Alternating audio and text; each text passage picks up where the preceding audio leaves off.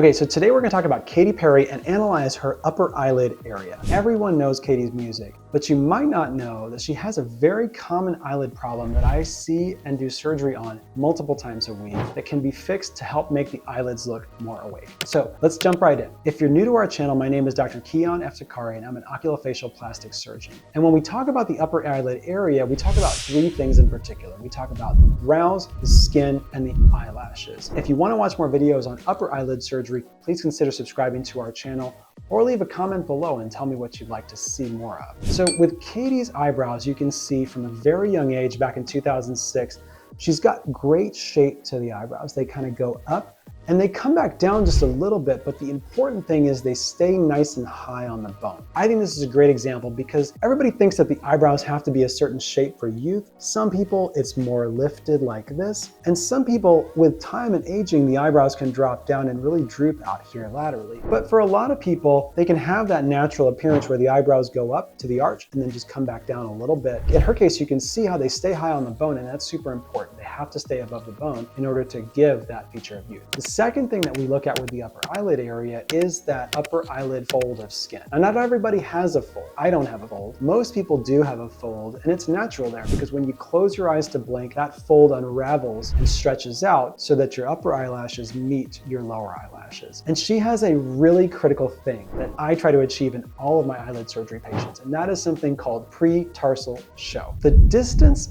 from the eyelashes to that fold is what the pretarsal show is. And the reason that matters is because in order to wear eyeliner of any kind, you have to have some pretarsal show. So there are some celebrities that don't necessarily have pretarsal show. Renee Zellweger, before she had eyelid surgery, had no pretarsal show. So you really couldn't see the front of the eyelid area, which gives a certain kind of, appearance. Sometimes we call it sultry, and that's not such a bad thing. But most people want to have some pretarsal show because they want to be able to wear eyeliner or not have their mascara just rub against the eyelid fold. And Katy is known, it's one of her signature features, for having different types of eyeliner and really using that as an art form in the way she presents herself. So having pretarsal show is critical and kind of part of her signature appearance. So the third thing that I look at with the upper eyelids and what she, I think, has some asymmetry with is something called ptosis. So the upper eyelid eyelashes need to have a certain kind of arch and contour to them and a certain height. And you want that ideally to be symmetric between the two eyes, because otherwise it looks like one eye is kind of closed and the other eye is bright and open. And so if you look at her photos really carefully, and I have, you can see, and I will say it's subtle,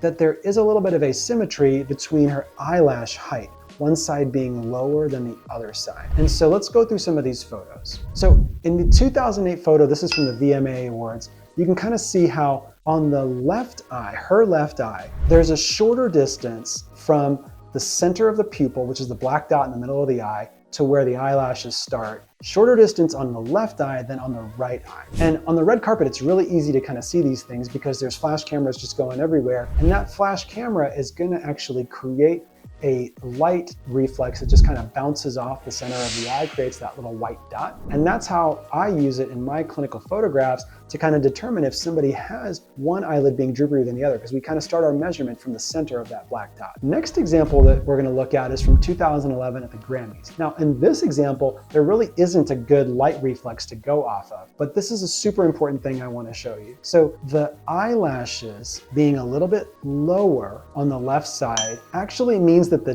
distance from the lashes to the skin, meaning the pretarsal show, is taller on that side than it is on the other side. And you can see on the other side, it's kind of matched all the way across that pretarsal show. It's equal. Whereas on the other side, on the left side, it kind of is thin and then goes up and then back down. And the reason that happens is because where your eyelid position is, if you have some ptosis, affects how the skin lays above it. Think about it like a window shade. So if you think about like a Roman shade, there's the bar at the bottom and then the fabric kind of pleats up as you pull this cord of the shade. So in the case of ptosis, what we want to do is we want to pull the bar up, but the way the bar pulls up is going to have an effect on how the fabric pleats over it. And you want that to be pretty equal on both sides, the distance between the bottom of the bar and where that fabric starts to pleat. That's the way I think about upper eyelid surgery, and it's critical to achieving good symmetry. Next photo that I think shows it really well is in 2012. She's got that stark blue hair and she's looking a little off to the side.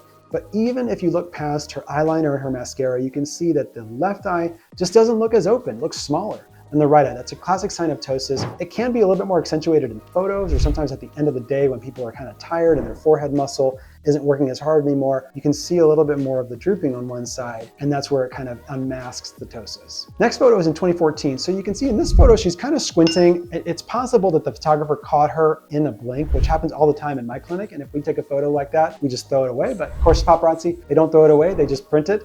But you can kind of see how her eyelids look smaller because she's half blinking, but the left eye is shorter, more closed than the right eye. And that kind of tells me that she has some asymmetry there, some ptosis. Now, let's fast forward to 2019. What do you see? So if you look really closely, you see the two light reflexes on the two eyes, and then above them, the eyelash line looks very symmetric, almost perfectly equal between the two sides. So how could that be? Well, there's really only two options. She could have had surgery. Ptosis surgery is something that takes 5 minutes. It can be done under local or under sedation. It's a very straightforward surgery. And what it does is it tightens that muscle so that the two bars of the window shades kind of sit at the same height. The second possibility is that she didn't have surgery, but she had used an eye drop. And there are some eye drops that can actually just temporarily make that muscle kind of squeeze and contract, kind of like a bicep curl, so that the eyelid bar just pulls up a little bit to give you some more symmetry. One example of an eye drop like that is something called Upneeq. Not too many of my patients use it because it's something that is kind of expensive over time. It's a little bit more reasonable to just go ahead and get it corrected if you have a droopy eyelid, but it's possible that she just used it for the red carpet and that she didn't have any surgery. So kind of going through all of Katy's photos over the years, I don't think she's necessarily had eyelid surgery, but she definitely had ptosis, and she definitely has done something to address it in some of these later photos from 2019 onward. If you'd like to learn more about eyelid surgery, please consider subscribing to our channel or checking out our other videos. Or if you want to contact our practice, check out our website at eyelid center of utah.com. Hope to see you again for another celebrity eyelid analysis.